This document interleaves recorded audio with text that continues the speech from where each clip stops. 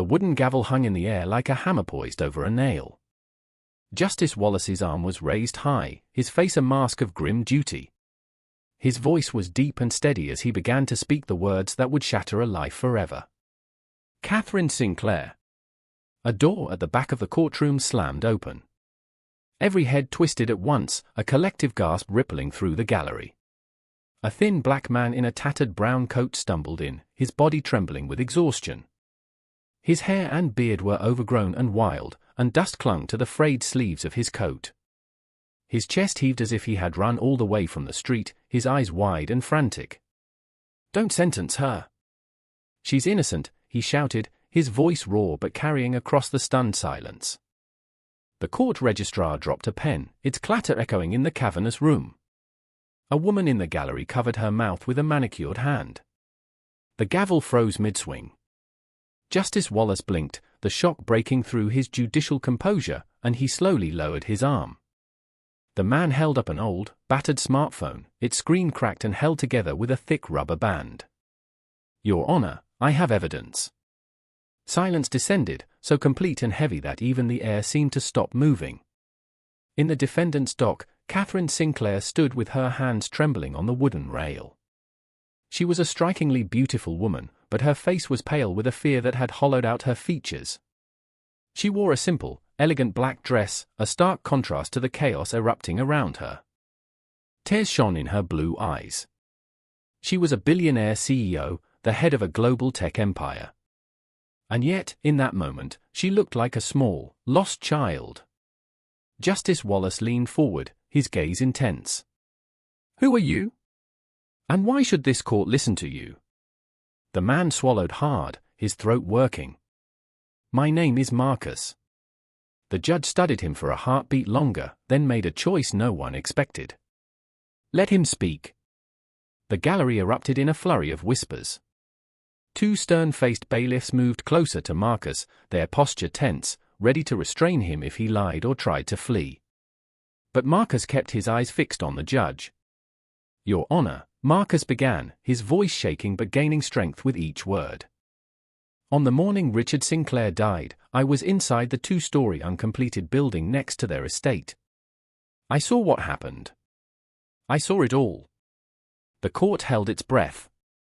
Hours earlier, the city had woken to a grey sky and the distant sound of sirens. Inside Catherine's sprawling mansion, the day felt even greyer. She stood in the gleaming stainless steel kitchen, holding a small paring knife. She had just used it to peel an apple for her husband, Richard. Juice glistened on her fingertips. Her eyes were red-rimmed from a long, sleepless night. The bitter words from their argument still hung heavy in the air. "You promise me honesty," she had said, her voice tight with hurt. "I need honesty, Richard." Richard ran a hand through his hair, his own face etched with stress. "And I told you I'm fixing it, Catherine." They loved each other fiercely, but the relentless pressure had eaten holes in their patience. The demands of the business, insidious rumors spread by competitors, the disloyal people who smiled to their faces and plotted behind their backs, it was a constant siege. Catherine's company had grown at an explosive rate, making her a titan of the industry. That meant she had powerful rivals who wanted to see her fall. She knew that. She just never imagined how far someone might go. The argument ebbed and flowed, waves of anger and hurt crashing between them. At last, Richard stepped back, his expression softening. "We'll talk later," he said gently. "Let's just breathe." Catherine nodded, still wounded, still clutching the small knife she'd used on the apple. She pointed with it as she spoke, her movements sharp and agitated, born of fear, but she didn't move closer. Richard lifted both hands in a gesture of peace, trying to soothe her. Outside, beyond the high stone fence of the estate, life moved on.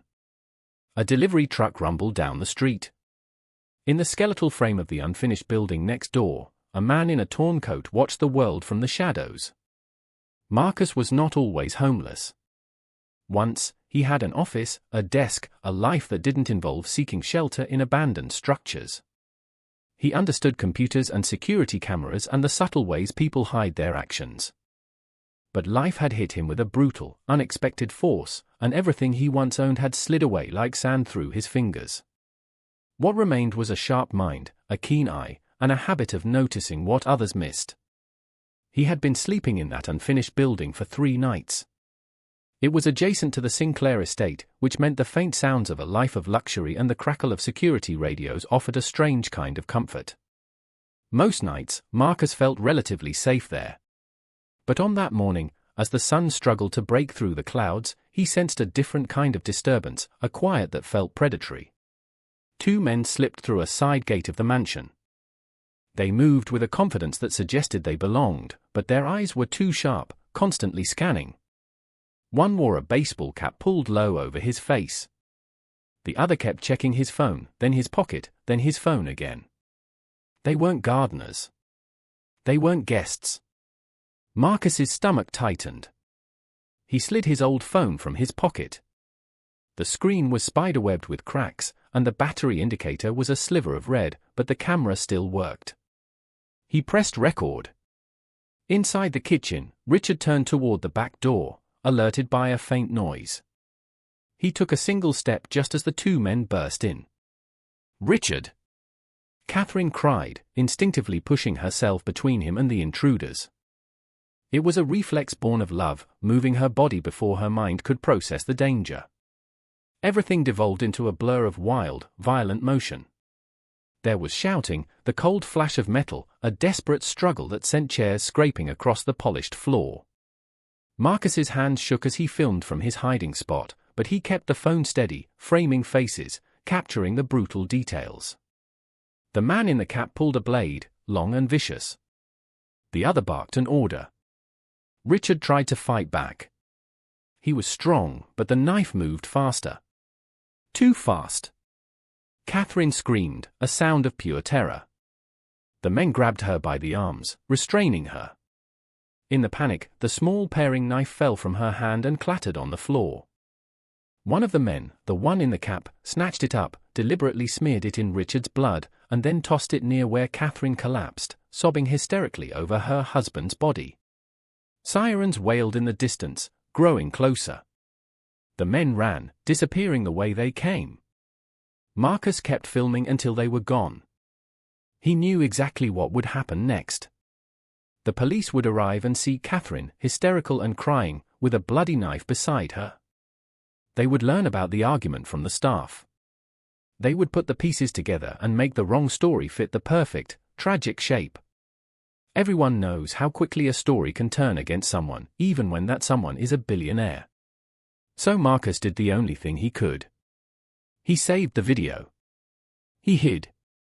And when he heard about the trial, about the verdict coming down with terrifying speed, he decided to use the only thing he had left, the truth he had recorded.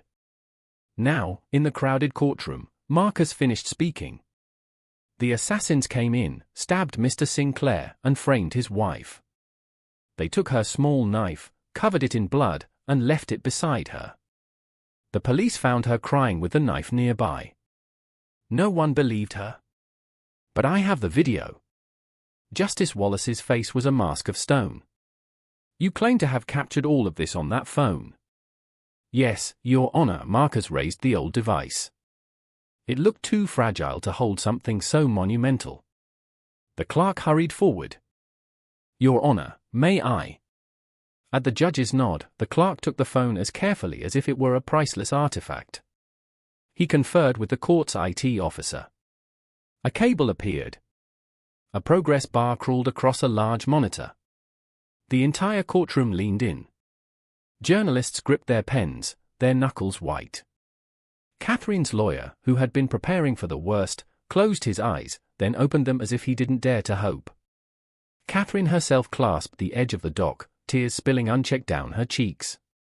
For the first time since her arrest, a flicker of light entered her eyes, like someone seeing the sun after an endless night underground. Justice Wallace cleared his throat, the sound unnaturally loud in the silent room. This court will view the evidence. The large screen at the front of the room flickered to life. The first frame was shaky, concrete beams, a jagged view through an unfinished window, and the bright green leaves of an oak tree in the corner. A timestamp blinked in the bottom right corner. The angle shifted, focusing on the mansion's back door. A hush fell so deep that the faint hum of the air conditioner sounded like a drumbeat. "Play the video," the judge commanded. The video started. The two men slipped through the side gate, their faces half hidden, their movements quick and purposeful. Someone in the gallery whispered, "Who are they?" Another hissed, "Quiet." The men crept closer to the door. One looked up, and for a split second, his face was illuminated by a sliver of sunlight. The camera shook, but the image was sharp enough to cut. Catherine gasped, her hand flying to her mouth. Her shoulders began to shake uncontrollably. The men burst into the kitchen. The sounds were horrifyingly clear through the speakers, shouting, a chair scraping violently, Richard's defiant voice. He was brave. He tried to push them back. The blade flashed. A raw, broken cry escaped Catherine's lips from the dock, a sound of agony as she relived the worst moment of her life in front of the world. "Pause," the judge ordered. The screen froze on the man's face. A collective gasp tore through the room. The face was perfectly clear now. The eyes were cold, the jaw set in a cruel line. "Does anyone recognize these men?" Justice Wallace's voice was low and dangerous. He turned to Marcus. "If this video is real, you have done a very brave thing." If it is not, his voice trailed off, but the threat hung in the air. Marcus stood perfectly still. "It's real, Your Honor." Justice Wallace looked at Catherine. She was crying openly now, but there was something new in her expression. It wasn't victory, not yet. It was the fragile light that appears just as the darkness begins to break. The judge tapped a finger on the bench. Once. Twice. The sound was slow and heavy. "We will see the full recording," he said at last. The gallery leaned forward as one. The screen flickered, and then the courtroom was as silent as a graveyard. All eyes were locked on the screen, where the assassins' faces were now clear enough for everyone to see. The IT officer pressed the play button again.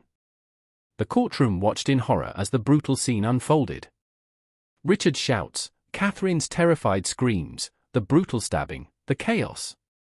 The video showed it all, the assassins dragging Catherine, the paring knife falling from her hand, the cruel and calculated way they smeared it with blood before tossing it beside her. A woman in the gallery fainted. Someone shouted, "Oh my God!" When the video ended, the screen went black, plunging the room back into a tense twilight. Justice Wallace leaned back in his high-backed chair, his face unreadable. He spoke, his voice cutting through the heavy air. "This court will identify these men." The registrar, his hands trembling, hurried forward with a file. "Your Honor, based on this footage, these men appear to be Rick Miller and Mitch O'Connell. Known associates of," he hesitated, looking at the judge. The courtroom exploded. Reporters scribbled furiously. Spectators shouted. Richard's family, who had publicly condemned Catherine from the beginning, sat frozen in their seats, shame burning their cheeks. Justice Wallace struck his gavel with force. Bang! Bang! Bang! Order! This is still my court. Silence fell again, broken only by Catherine's quiet, ragged sobs.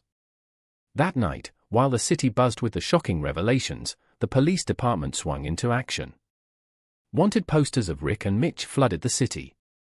News stations replayed the damning video endlessly. The assassins' faces were burned into the public consciousness. By morning, headlines screamed, "Homeless man saves billionaire CEO from life sentence, Catherine Sinclair innocent, assassins at large," but the biggest shock came before noon. Rick and Mitch were caught trying to flee the state. The two men were dragged into court the next day, their wrists in chains, their faces hard but shadowed with fear. Justice Wallace's voice boomed. "You are Rick Miller and Mitch O'Connell." "Correct." "Yes, Your Honor," Rick muttered. "Did you murder Richard Sinclair?" Rick's lips trembled. For a moment, it seemed he might deny it. But Mitch broke first, his composure shattering. "Yes, Your Honor, he cried. "We did it. But we were hired. We were sent." The courtroom gasped. Justice Wallace leaned forward, his eyes like steel. "By whom?" Mitch's voice shook. "By Vincent Thorne." The name dropped into the courtroom like a stone into still water. Vincent Thorne. Catherine's biggest and most ruthless business rival. Murmurs swirled through the gallery. Catherine's knees buckled, and she nearly collapsed. Her lawyer caught her arm, steadying her. At the back of the room, Marcus clenched his fists. He knew how dirty corporate warfare could get. But to kill a man and frame his wife, that was a different level of evil. The judge raised his hand for silence. "Bring Vincent Thorne to this court immediately." Catherine sat in her cell that evening, her hands trembling as she whispered prayers. She thought of her daughter, Lily, who was being kept with family, shielded from the trial. She thought of Richard, the husband she had loved and argued with, the man now gone forever. Tears streamed down her cheeks, a mix of relief that the truth was emerging and profound grief that it had taken Richard's death to uncover it. In the corner of her mind, one name echoed again and again: Marcus. The homeless man who had risked everything to save her. Why did he help me? She wondered. Who is he really? The following morning, the court was so packed that people stood on the steps outside, straining to hear the muffled proceedings. When Vincent Thorne was brought in, dressed in an immaculate navy blue suit, his face was a mask of pride, though his eyes darted nervously around the room. The crowd hissed. Catherine raised her head. For the first time, she looked her rival directly in the eye. Her gaze burned with both fury and pain. Justice Wallace's voice thundered. "Vincent Thorne, you stand accused of conspiracy to commit murder and framing an innocent woman. How do you plead?" Thorne smirked, a sliver of arrogance flashing across his face. "Not guilty, Your Honor." But the evidence, the video, the assassin's confession, the well-documented business rivalry, was stacking up against him. The trial had only just begun, but everyone in that courtroom could feel it. A storm was coming. And as Catherine clasped her hands together, one thought struck her like lightning: if not for Marcus, she would already be condemned. The judge slammed his gavel. "This court will reconvene tomorrow. Vincent Thorne, Rick Miller, and Mitch O'Connell will remain in custody." The gavel struck again. The crowd erupted, and somewhere in the back, Marcus stood quietly, his old coat hanging loose on his shoulders, watching everything unfold. He had saved Catherine once. But deep down, he knew the battle was only beginning. When the trial of Vincent Thorne began, the proceedings took on a new intensity. The prosecutor called Rick and Mitch to the witness stand. "Who ordered you to kill Richard Sinclair?" the prosecutor asked. Both men hesitated, until Mitch finally pointed a trembling finger at Thorne. "It was him, Your Honor. He paid us." He said Richard Sinclair had to go, and his wife had to take the fall. The courtroom gasped. Catherine shut her eyes, fresh tears slipping down her cheeks. Thorne leaned forward, his voice a cold blade. "Lies. They are lying to save their own skins." As the trial continued, Catherine's lawyer requested that Marcus be called to testify. The entire court turned to look at the shabby man in the corner. Marcus walked forward slowly, his worn-out shoes shuffling on the marble floor. He stood in the witness box, raised his hand, and swore the oath. "State your name," the registrar ordered. "My name is Marcus Washington," he said, his voice steady. "And your occupation?" Marcus paused. "Once, I was a software engineer. Today, I am homeless." The crowd gasped again. Catherine's mouth fell open. The judge leaned forward, intrigued. "A software engineer? Explain." Marcus nodded slowly. "I once worked for one of the biggest tech firms in the country. I had a family. A wife and a daughter. But I lost everything. Since then, I've lived on the streets. But I never stopped observing. I never stopped seeing what was right in front of me. That is how I caught these men murdering Richard Sinclair. The courtroom went still. "This phone saved Catherine Sinclair's life," Marcus said, holding up the old device. "But this isn't the first time I've seen Vincent Thorne's shadow cast over a tragedy." All eyes swung to Thorne, whose jaw tightened. "What do you mean?" the judge asked sharply. Marcus took a deep breath, his voice trembling with a pain that was years old. 5 years ago, my firm exposed massive financial fraud linked to one of Mr. Thorne's subsidiaries. Weeks later, there was a fire at my house. An electrical fire, they called it. My wife, Sarah, and my daughter, Emily, they died in that fire. A cry escaped Catherine's lips. The courtroom erupted. Marcus's voice cracked but did not break. "I had nothing left. Only this coat, this phone, and the will to keep breathing. So I disappeared. Until I saw the same kind of evil descending on the Sinclair home. I knew I couldn't stay silent again." The judge struck his gavel furiously. Bang! Bang! Bang! Order in this court. But the damage was done. Marcus was no ordinary homeless man. He was a man carrying unimaginable scars, and those scars were now tearing open the darkness surrounding Vincent Thorne. Thorne finally broke, leaping to his feet. "This is madness. This man is delusional. He has no evidence linking me to his personal tragedy. Your Honor, this is an emotional performance meant to discredit me." Marcus's eyes met Thorne's across the room. There was no fear in them, only fire. "I may have lost everything, Mr. Thorne, but I still have the truth. And the truth is more powerful than your money." The gallery roared with approval. Catherine turned in her seat, her eyes locked on Marcus. For the first time, she saw not just a savior, but a man who had suffered in silence, yet chose to fight for justice for a stranger, even when he had nothing left to gain. But Marcus knew something Catherine didn't. Vincent Thorne would not go down quietly. As Marcus stepped down from the witness stand, a chill ran down his spine. He felt it in his bones. Something darker was coming. The next morning, Thorne's lawyer, a polished man named Mr. Davies, rose confidently. "Your Honor, before this court condemns my client, let us consider one simple truth. A video is not enough. Anyone can doctor a video. And what do we have here? A homeless man, broken and filled with a personal vendetta against my client. Is he not the perfect pawn to frame an innocent man?" "Objection!" Catherine's lawyer shouted. But Davies pressed on. "Mr. Washington claims my client was behind the fire that took his family. But where is the proof? There is none. Instead, he appears with a suspicious old phone and a miracle video. Does this not smell of fabrication?" Marcus's fists clenched. "Your Honor, I will never lie about this. That phone holds the truth.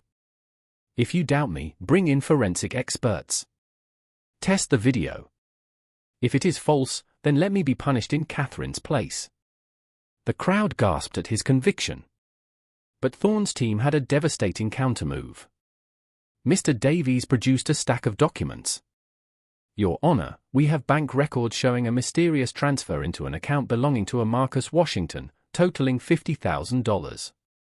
The transfer was made just 1 week before this video surfaced." The gallery exploded. Reporters scribbled wildly. Catherine turned to Marcus, shock and a flicker of doubt in her eyes. "That's not true." Marcus shouted, his voice breaking. "I've never received that kind of money in my life." "Is that so?" Davies said with a cruel smile. "Because the records say otherwise. Perhaps this homeless man was paid to frame my client." The courtroom was in chaos. The judge slammed his gavel. "This court will adjourn until tomorrow. These financial records will be verified. Mr. Washington, you are now under investigation." That night, walking the cold city streets, Marcus felt the world turning against him. He whispered to himself, "I can't let him win. Not again." The next morning, the court felt like a battlefield. The prosecution called a surprise witness, a young man in his late 20s, his hands shaking as he took the oath. "State your name," the registrar said. "My name is Daniel," he stammered. "Daniel Thorne." The courtroom gasped. He was Vincent Thorne's own son. "You are the son of the accused?" the judge asked. "Yes, Your Honor," Daniel whispered. "And I cannot stay silent anymore. My father, he planned everything. He hired those men to kill Richard Sinclair. He ordered them to frame Catherine. And when Marcus brought the truth, he created fake bank records to destroy him. I know, because I was the one he forced to forge those documents." Chaos erupted. Thorne leaped to his feet, furious. "Lies! My own son is lying against me." Daniel turned to his father, tears in his eyes. "No, Dad. The madness is the blood on your hands. I can't carry your sins anymore." Forensic experts were brought in immediately. Within hours, the truth was undeniable. The bank transfers were sophisticated forgeries. The judge's voice shook the room. "This court finds Vincent Thorne guilty of conspiracy to commit murder, obstruction of justice, and the framing of Catherine Sinclair and Marcus Washington. He is hereby sentenced to life in prison, with no possibility of parole." The gavel struck. The gallery exploded in cheers. Catherine fell to her knees, sobbing with relief. Marcus bowed his head, tears finally streaming down his face. Vindicated. A week later, Catherine was officially exonerated. Cameras flashed as she stepped out of the courthouse, a free woman. Her daughter, Lily, ran into her arms. Catherine held her tightly, her tears soaking the little girl's hair. Beside her, Marcus stood awkwardly in his old coat, a forgotten hero in the blaze of flashbulbs. But Catherine reached out and pulled him into their embrace. "Marcus," she whispered, her voice breaking. "You didn't just save me. You gave me my life back. From today, you are no longer homeless. You are family." Sam's lips trembled. He couldn't find the words. He simply nodded, tears of his own tracing paths through the dust on his cheeks. That night, Cynthia invited Sam into her mansion. For the first time in 5 years, he slept on a soft, clean bed. He lay awake for a long time, staring at the ornate ceiling, and whispered into the quiet dark. "Sarah, Emily.